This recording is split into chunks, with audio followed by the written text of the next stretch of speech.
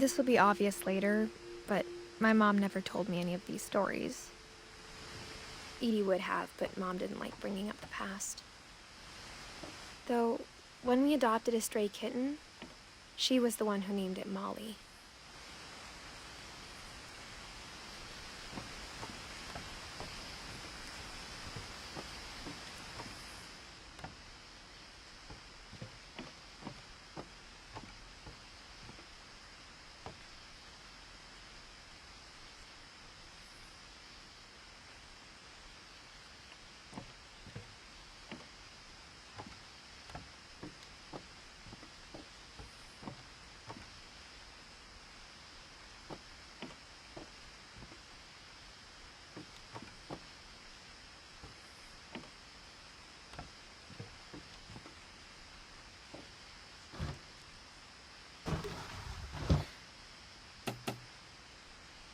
I spent a lot of time in Great-Grandma Edie's room.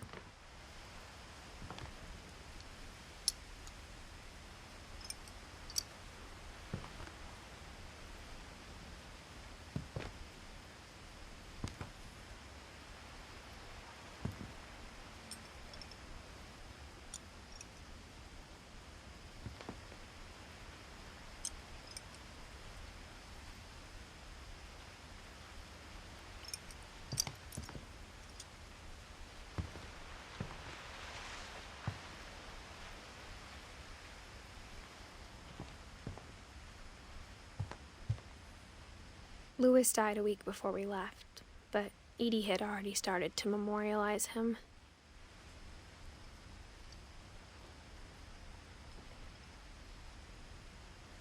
Edie knit me a new pair of gloves every year, just in time to replace the old ones.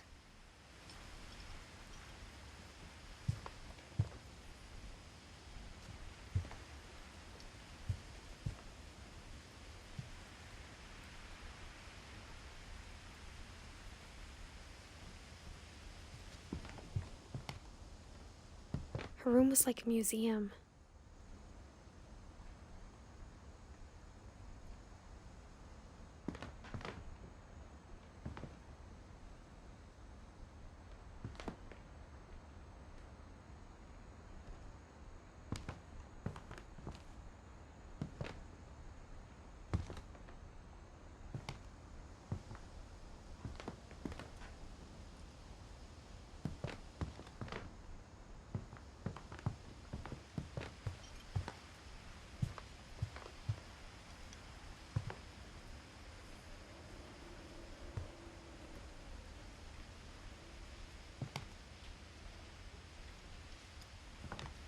One summer, they evacuated the island, but Edie refused to go.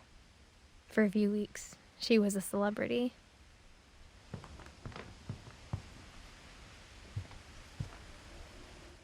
I hadn't thought of myself as Edith Jr. for a long, long time. Edie gave a big interview about a mole man living under the Finch house. My mom was furious.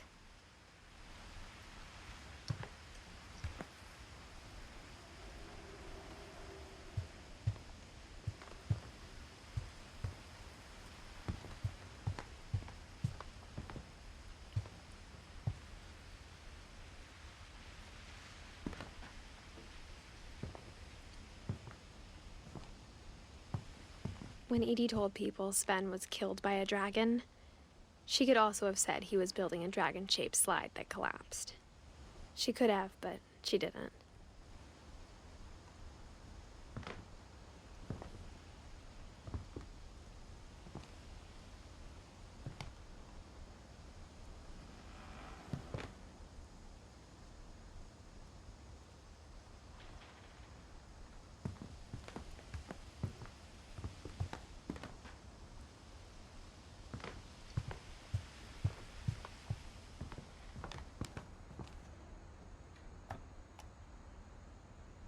For 500 years, the Finches have been famous throughout Norway for their fortune and misfortune.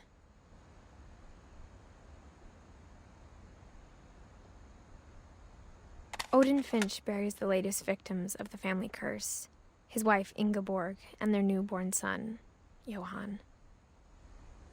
On January 7th, 1937, he set sail with his family and his house, hoping to leave the curse behind. But 40-foot waves off the coast of Washington send the house and Odin to the bottom of the sea. Odin's daughter Edith, with husband Sven and baby Molly, step ashore on their new home, Orcas Island. Odin Finch is the first to be buried in the new family cemetery. His daughter Edie is already dreaming of a new Finch house.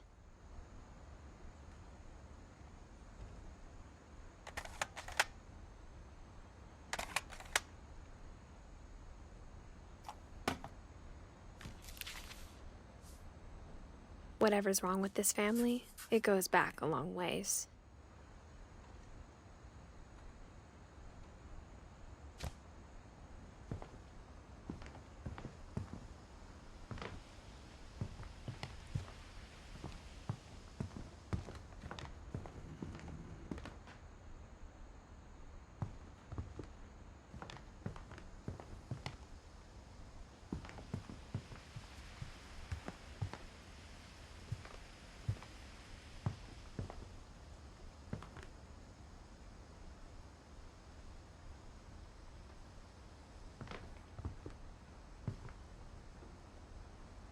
Even in her 90s, sometimes Edie seemed a lot younger than my mother.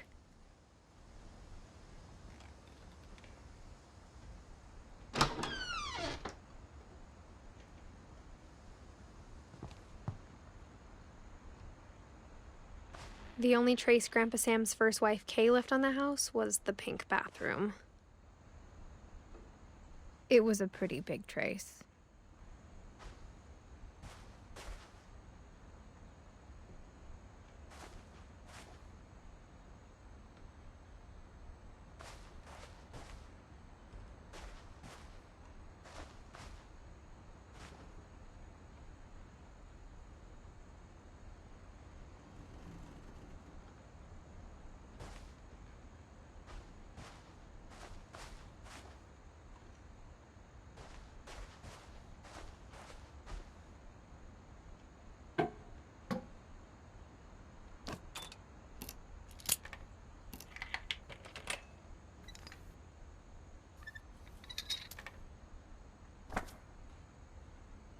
There's a secret in this bathroom.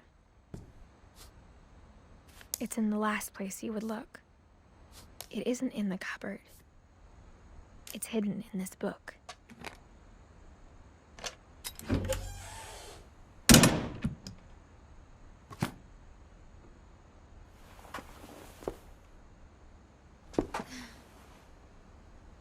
Sven gave Sam an old camera he'd refurbished. He never put it down.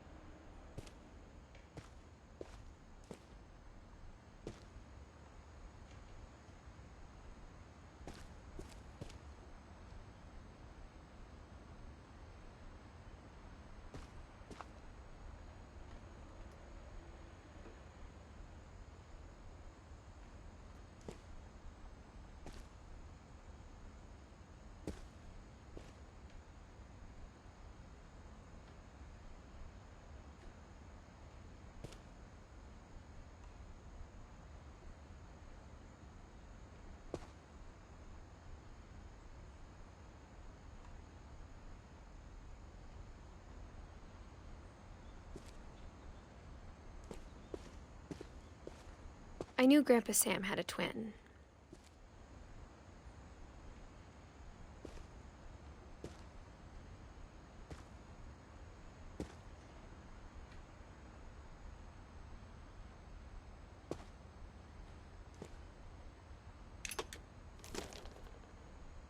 And that he never talked about him.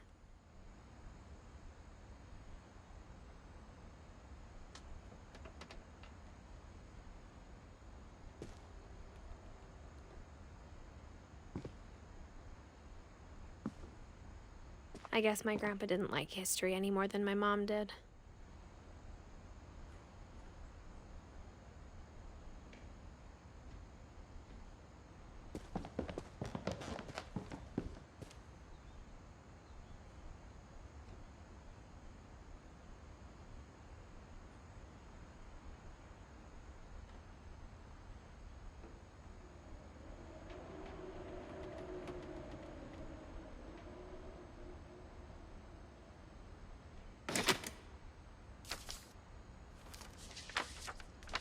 How I Want to Remember My Brother by Sam Finch.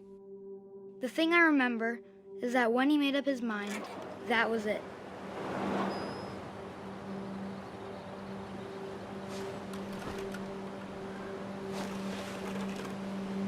My brother said he'd die before he ate another mushroom, and he did. At Barbara's funeral, we swore we'd never be afraid again, and he wasn't. I think Calvin always wanted to fly. Sam! Calvin! Dinner's ready! Coming! But that day, he finally made up his mind to do it. I told him going around was impossible. Maybe if I hadn't said that. Calvin! I'm not gonna tell you again! Maybe if the wind hadn't picked up. Then maybe he'd still be here. But I doubt it. I think he'd already made up his mind. That's what I want to remember about my brother.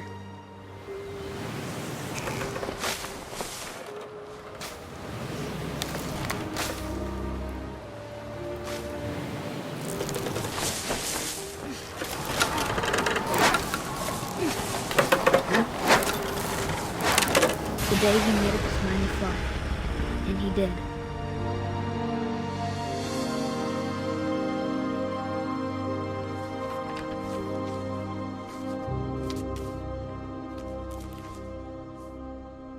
Calvin's story felt strangely familiar.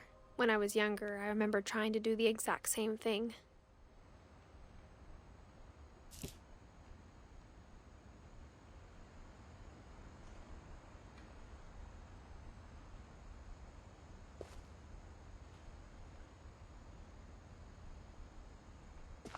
After the funeral, Edie roped off Calvin's half of the room.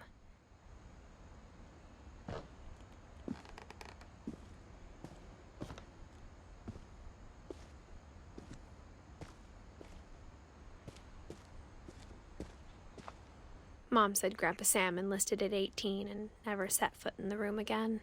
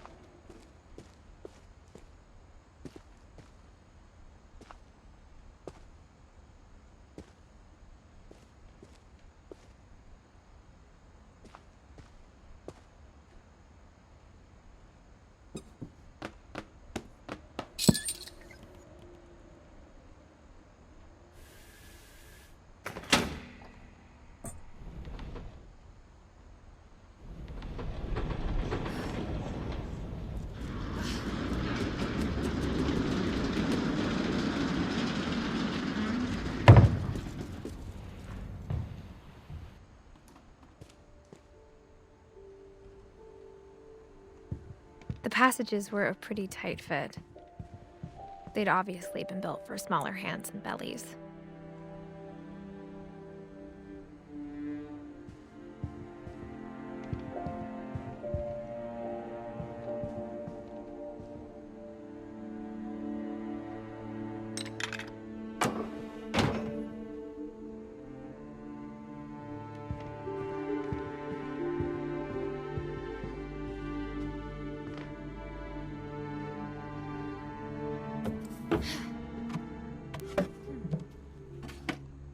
Growing up, I always thought of Barbara as a child star.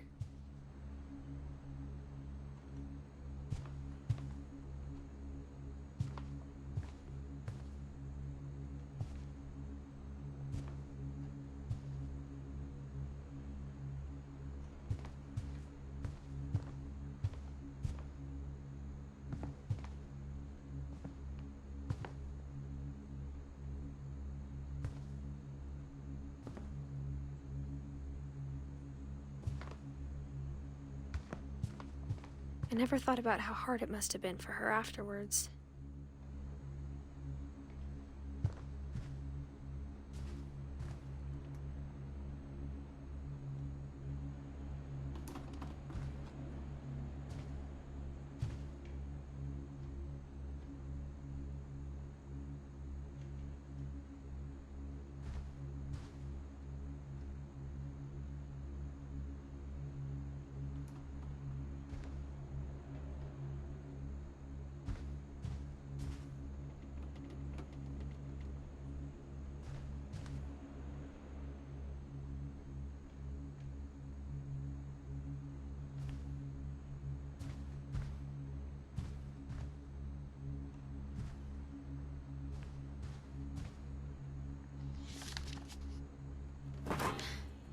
Of all the stories people wrote about Barbara's death, I'm surprised Edie saved this one.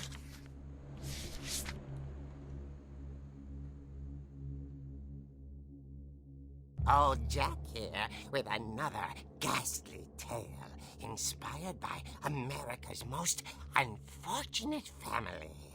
I'm calling it The Surprise Ending of Barbara Finch.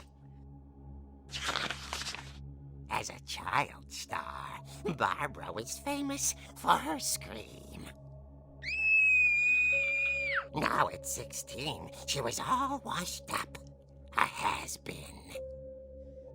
But in a lucky break, she'd been asked to perform her signature scream at a local convention for monster movie fans. It was just the boost her career needed. Unfortunately, her scream hadn't aged well. Getting better. I think you just need the right motivation. Her biggest fan and current boyfriend, Rick, was about to demonstrate when... Now that was a great scream. It was Barbara's father, Sven. He'd slipped into a table saw and had to be rushed to the emergency room. So Barbara got stuck babysitting her youngest brother, Walter. Her convention comeback was cancelled. Okay, I'm hearing frustration, but I'm not hearing terror.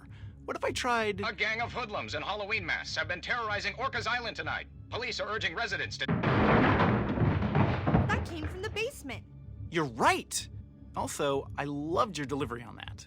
Why is your basement door locked? Because my dad likes making puzzles and secret passages. There's a key hidden in the music box. The secret is to keep winding and winding until finally the key pops out. Thanks, babe. I'll be back in a sec. 20 minutes later, Rick hadn't returned. So Barbara went to look for him, right on cue. She reached for the music box. And as she wound the key, she listened for Rick, but the house was silent.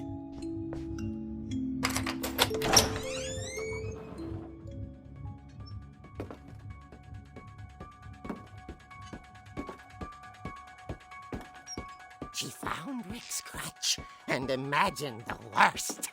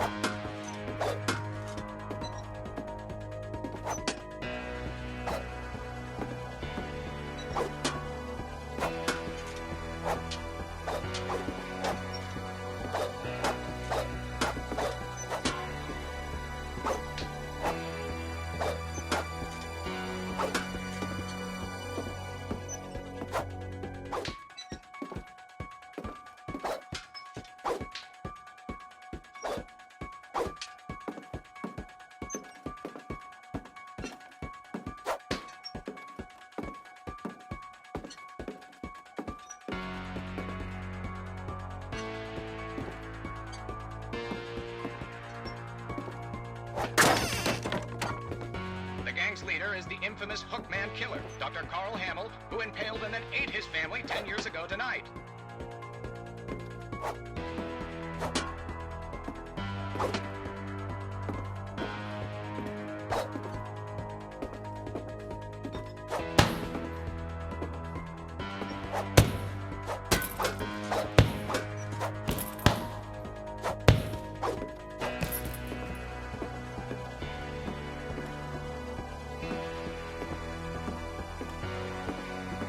The old fridge rattled and grew still. Oh dear! Oh! Rick?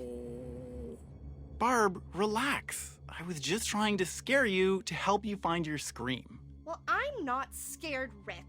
I'm furious. Then act furious. All I'm getting from you now is that you're hurt and confused and you... She threw him out, but she kept a little something to remember him by.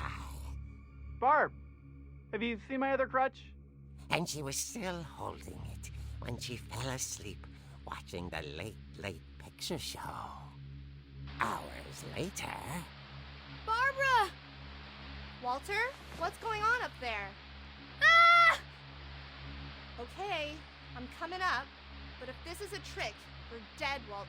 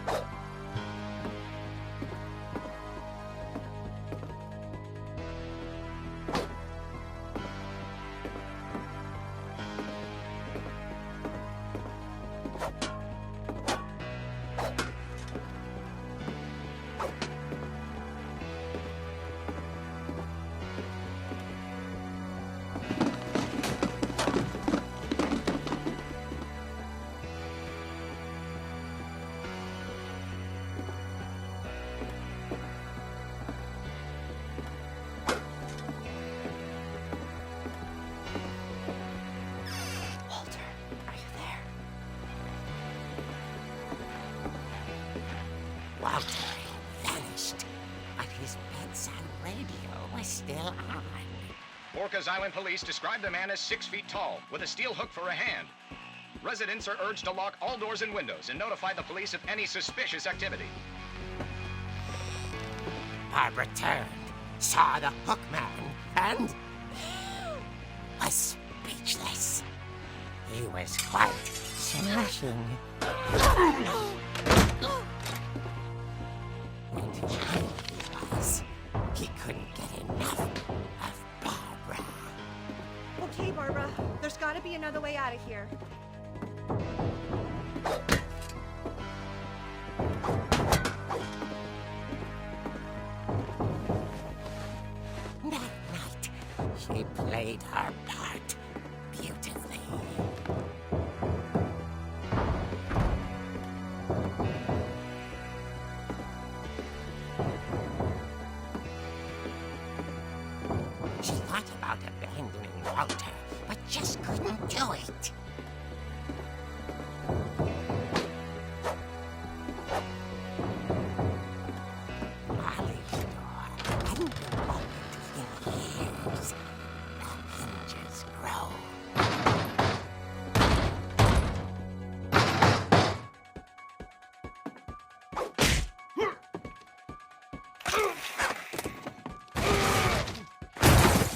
wasn't moving, but she sensed the story might not be over yet.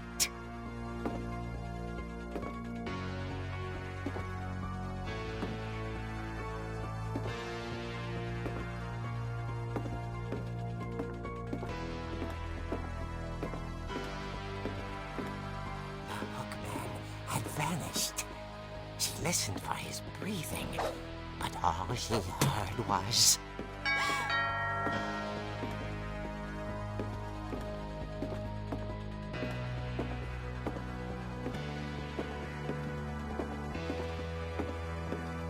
someone at the door was dying to speak to young Barbara. At the door, she heard whispering. Was coming from inside the house.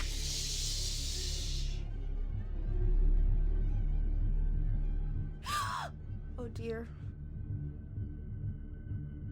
The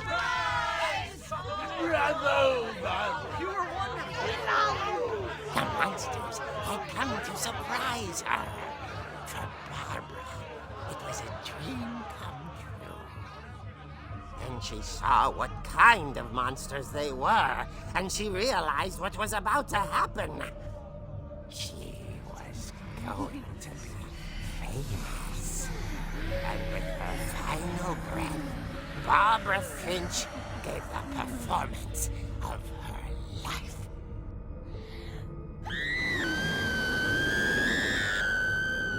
I wasn't there myself, but I hear Barbara was magnificent. Poor girl. She had a taste for stardom. But unfortunately, so did her fans. Of course, the police blamed it all on poor Rick, who disappeared the same night. And little Walter? Hiding under his bed the whole time. He took it all pretty hard, but that's another story. As for Barbara, tucked inside the music box was all they ever found of her. Her ear. Now that's what I call a real eerie tale.